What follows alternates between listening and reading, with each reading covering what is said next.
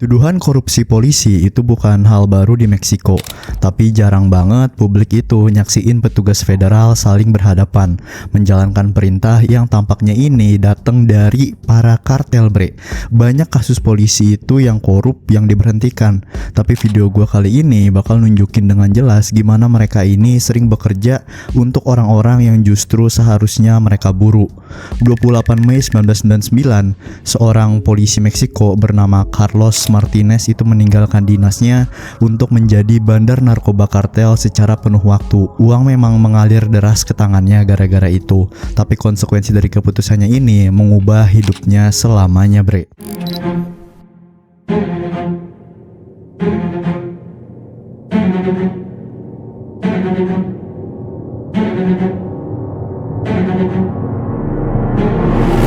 Severo Flores Mendoza.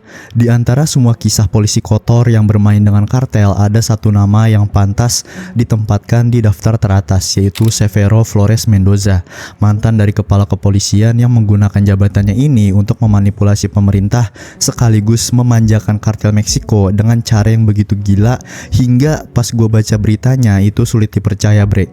Mendoza sendiri itu pernah menjabat sebagai kepala polisi di wilayah pedesaan negara bagian Jalisco, markas besarnya CGNG, kartel yang kini dianggap sebagai organisasi kriminal paling berbahaya di Meksiko dan nomor 2 terkuat di dunia setelah kartel Sinaloa, dipimpin sama El Mencho, salah satu buronan narkoba paling dicari di planet ini. CGNG nggak akan pernah mencapai tingkat dominasi kayak sekarang itu tanpa koneksi mereka di tubuh kepolisian, terutama bantuan dari Flores Mendoza ini. Sebagai kepala polisi di kota kecil yang berada di jalur utama antara Puerto Vallarta dan Guadalajara, Mendoza sendiri itu mengendalikan bukan hanya satu kota, tapi juga 13 munisipalitas lain. Artinya, itu dia ngatur lebih dari separuh kekuatan polisi di Jalisco bre. Selama bertahun-tahun spekulasi beredar bahwa El Mencho ini bersembunyi di wilayah pedalaman antara dua kota besar ini. Pemerintah Amerika Serikat bahkan menaruh hadiah 10 juta dolar bagi siapapun yang bisa memberikan informasi yang ngarah pada penangkapannya. Tapi dia nggak pernah tersentuh nyatanya. Penjelasan paling logisnya karena El Mencho dan anak buahnya ini membayar Mendoza serta orang-orangnya jauh lebih besar daripada hadiah itu untuk menutup mata terhadap operasi kartel. CGNG udah menyeludupkan bertonton kokain dan metamfetamin dari Jalisco menuju Amerika Serikat melalui berbagai jalur. Mereka begitu terorganisir dan bersenjata lengkap hingga sekilas bisa disangka batalion militer Meksiko. Bukan hanya peralatan mereka yang menakutkan ya, CGNG sendiri itu juga punya satuan operasi khusus dan divisi-divisi yang didesain untuk berbagai bentuk pertempuran. Program pelatihan sikario mereka begitu ketat hingga disamakan dengan pelatihan pasukan khusus Amerika Serikat. Keuntungan tahunan dari penjualan kokain diperkirakan udah mencapai 8 miliar dolar dan metamfetamin sekitar 4 miliar dolar lagi. Dalam skala seperti itu, membayar jutaan dolar kepada seorang kepala polisi itu cumanlah kayak nyiduk seember air dari kolam renang, kagak kerasa, kagak akan berpengaruh pada kekayaan mereka. Tapi pada Juli 2022, Departemen Keuangan Amerika Serikat menjatuhkan sanksi kepada Mendoza karena terbukti memberikan informasi penegakan hukum kepada CGNG sebagai imbalan suap. Semua properti dan asetnya di Amerika Serikat itu dibekukan. Secara logika ini seharusnya diikutin sama surat perintah penangkapan dari otoritas Meksiko kan. Tapi hal itu nggak pernah terjadi. Alasannya menjadi jelas ketika di dalam dokumen sanksi itu juga tercantum nama dari Julio Cesar Monto Penzone, yaitu salah satu algojo paling berbahaya di Meksiko dan dalang ratusan pembunuhan profil tinggi untuk CGNG dengan senjata berat. Penzone sendiri adalah rekan dekat dari Carlos Andres Rivera Valera alias La Firma dan Francisco Javier Gines Aro alias La Gina. Bersama keduanya, dia menjadi perantara antara El Mencho dan anggota senior CGNG lainnya, menyampaikan perintah terkait pemerasan, penculikan, dan pembunuhan. Dan begitu nama Penzone ini muncul di media, sorotan publik pun beralih, memberi Mendoza kesempatan untuk mundur dari jabatannya dengan bebas. Hari ini nggak ada yang tahu pasti kemana perginya Severo Flores Mendoza. Nggak ada surat perintah, nggak ada komentar resmi dari pemerintah Meksiko juga. Dan sementara itu, sosok yang pernah mengendalikan separuh polisi di Jalisco kini menghilang seolah ditelan bumi. Carlos Landin Martinez. 28 Mei 1999, Carlos Landin Martinez resmi dikeluarkan dari kepolisian negara bagian Tamaulipas, Meksiko. Setelah bukti kuat keterlibatannya dengan kartel narkoba dan jaringan penyelundupan terungkap, tapi bukannya mundur, dia justru melangkah lebih jauh ke dunia kriminal. Keputusan itu mengantarnya hanya pada satu tempat, makamnya sendiri. Lahir pada 1955 di kota Reynosa, Tamaulipas, Carlos yang kelak dijuluki El Puma itu sejak kecil bercita-cita menjadi polisi, bre. Dia berhasil mewujudkan mimpi itu dan bahkan menjadi komandan satuan tugas pembunuhan di kepolisian negara bagian. Reputasinya juga menanjak dengan cepat, dikenal di seluruh negeri sebagai sosok yang agresif buat ngeburu buronan, ibarat kayak Batman-nya versi Tamaulipas. Tapi semua pujian itu runtuh ketika pemerintah menemukan bukti bahwa El Puma ini terlibat dalam perdagangan narkoba. Maret 1997, kejaksaan mengeluarkan surat penangkapan terhadapnya dan seorang kepala polisi lain, yaitu Pablo Villanueva Hernandez, karena keterlibatan mereka dengan geng narkoba Los Nichos. Tapi dengan permainan politik dan pengaruhnya, Carlos berhasil menghapus bukti-bukti itu untuk sementara. Sejak 1995 hingga 1999, El Puma itu menjalani kehidupan ganda. Siang hari jadi kepala polisi, malam harinya jadi penyelundup narkoba. Dia bekerja sama Gulf Cartel dan menjalankan lingkaran perdagangan narkoba miliknya di Amerika Serikat. Narkotika dari Michoacan diselundupkan lewat Tamaulipas menuju Texas Selatan, terus didistribusiin ke kota-kota kayak Dallas, Houston, Chicago, Atlanta, dan New York. Jalurnya tuh rapih dan nyaris mustahil buat disentuh hukum. Barang dibawa menyeberangi dari sungai Rio Grande dan disimpan di titik-titik pertemuan yang udah diatur, lalu diambil oleh kurir di area McAllen, Texas. Perlindungan datang dari rekan Carlos yang juga seorang kepala polisi di wilayah itu. Dari sana, jaringan rumah-rumah penyimpanan itu mengalirkan barang ke seluruh Amerika Serikat, sementara uang hasil penjualan ratusan juta dolar mengalir balik ke Reynosa, langsung ke kantongnya Gulf Cartel dan El Puma. Tapi perbuatan pemerintahan di Tamaulipas pada 1999 itu memutus jaringannya di kepolisian. Carlos dipensiunkan secara paksa, tapi bisnisnya ini nggak berhenti. Dia pindah tuh ke Amerika Serikat bersama keluarganya, terus menyelundupkan barang, bahkan membangun terowongan rahasia untuk mengirim kokain ke Texas dari Meksiko. Ketika bukti baru terkuak, Carlos memilih membuang topengnya sebagai mantan polisi terhormat. Dia menjadi buronan penuh waktu dan memungut pajak dari para penyelundup independen yang pengen lewat di koridornya antara Gustavo Diaz Ordaz dan Rio Bravo. Mereka yang menolak atau gagal menyerahkan uang atau barang itu akan diculik, disiksa, terus dibunuh atas perintahnya. Kekuatannya meningkat pesat hingga menjadi orang nomor 2 di Gulf Cartel. Cukup untuk ngebuat Amerika Serikat bergerak. DEA bersama pasukan anti narkoba Meksiko juga meluncurkan Operasi Puma dengan Carlos sebagai target utamanya. 17 Juli 2007, di sebuah supermarket HEB di McAllen, Texas, agen DEA Leonardo Silva yang lagi libur itu melihat Carlos lagi berbelanja semangka. Dikawal bodyguard karena dia udah masuk daftar buronan Amerika Serikat atas tuduhan perdagangan narkoba. Silva membuntutinya keluar terus memanggil polisi setempat. Mobilnya dihentikan dan Carlos menyerah tanpa perlawanan. Ironi banget bagi sosok yang selama ini dijulukin gak tersentuh. Persidangannya cuma berlangsung 7 hari sebelum dia dijatuhin hukuman penjara seumur hidup. Tapi setelah mengambil kesepakatan pembelaan, hukumannya dipangkas dan dia dijadwalkan bebas pada 30 Oktober 2029. Kebebasan itu gak pernah datang. Carlos Landin Martinez ternyata meninggal dalam penjara pada 9 Desember 2021. Genaro Garcia Luna. Genaro Garcia Luna, pria yang seharusnya memimpin perang melawan narkotika, itu justru menjadi tameng bagi salah satu kartel paling berbahaya di dunia. Selasa itu dia dinyatakan bersalah karena menerima jutaan dolar suap dari kartel Sinaloa, kelompok yang seharusnya dia hancurkan.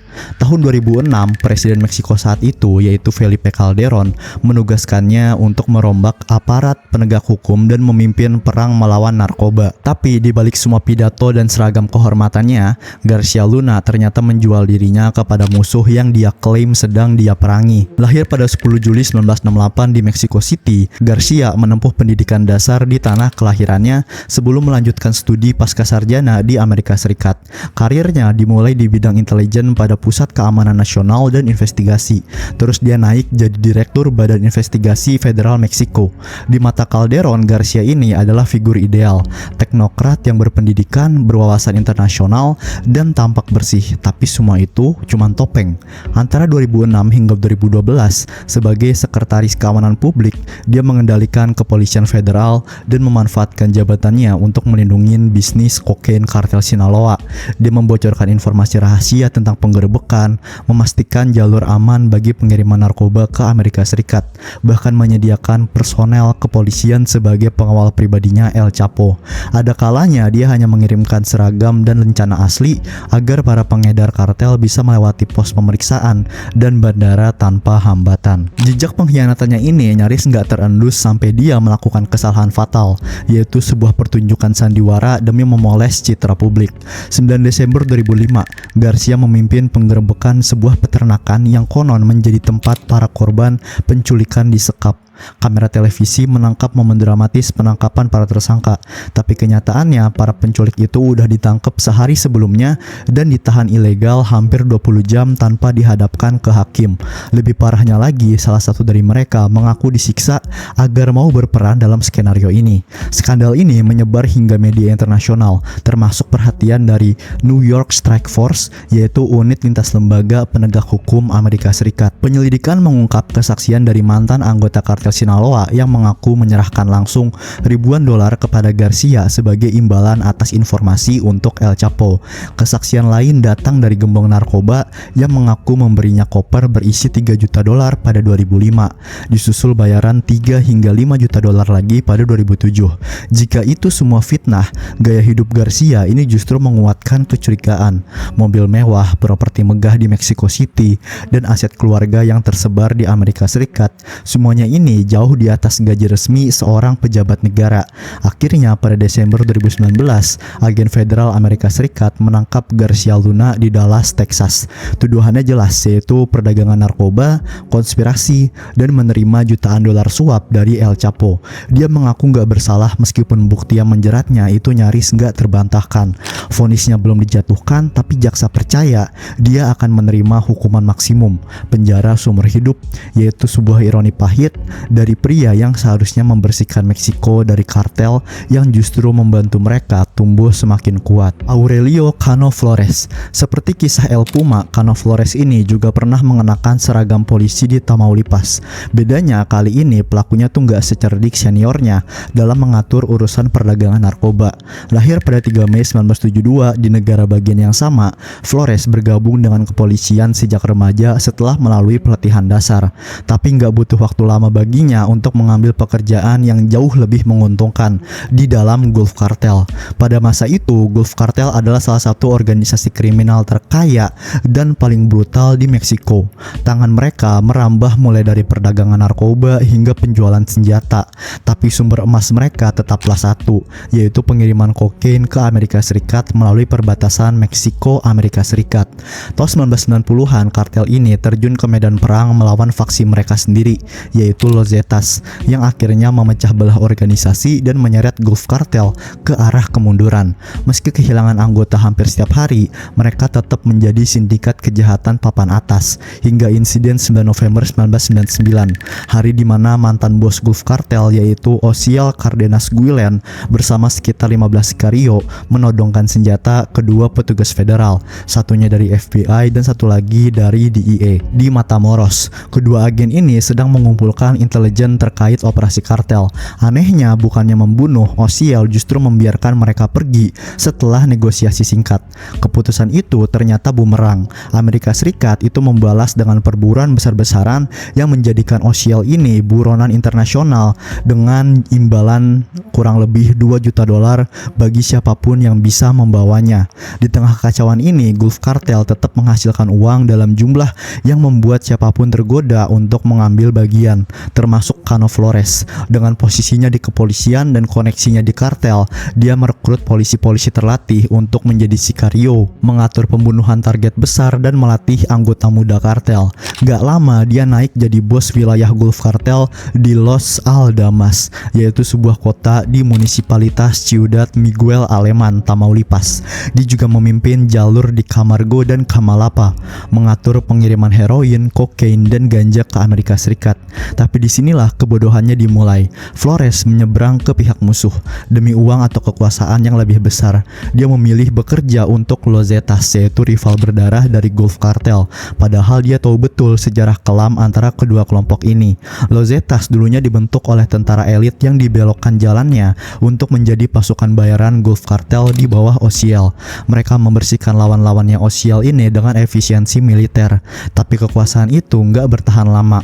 Setelah OCL ditangkap dan diekstradisi, Los Zetas berdiri sebagai kekuatan mandiri di bawah kepemimpinan Heriberto Lascano, dan perseteruan dengan Gulf Cartel berubah menjadi perang terbuka, bre. Bergabung dengan mereka itu sama aja menandatangani surat kematian itu sendiri, dan itulah yang terjadi. Pada pukul 15.14, 10 Juni 2009, Flores ditangkap marinir Meksiko di dekat perbatasan Tamaulipas setelah wilayah itu diawasi ketat selama berbulan-bulan. Dia kedapatan membawa senjata api, sebuah magazin, dan sekitar 30 butir amunisi. Setahun kemudian dia didakwa bersama 19 pengedar narkoba lainnya sebelum diekstradisi ke Amerika Serikat pada 14 Mei 2013.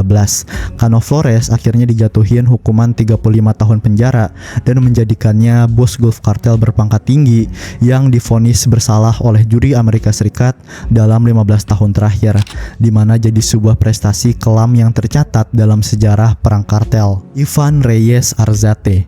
Januari 2020, seorang mantan komandan kepolisian federal Meksiko berdiri di hadapan hakim bukan sebagai penegak hukum, tapi sebagai penjual informasi. Pria ini didakwa menerima ratusan ribu dolar suap dari kartel narkoba Meksiko untuk membantu mereka mengirimkan kokain langsung ke Amerika Serikat.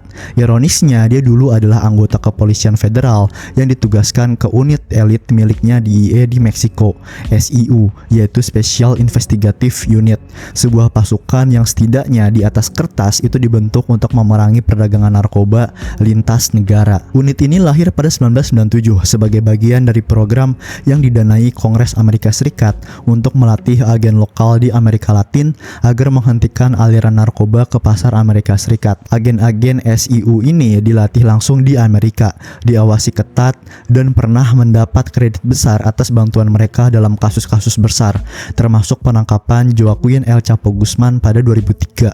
Namun di balik prestasinya ini ada masalah yang mendasar. SIU itu selalu berada di persimpangan kepentingan antara Amerika Serikat dan negara tuan rumah.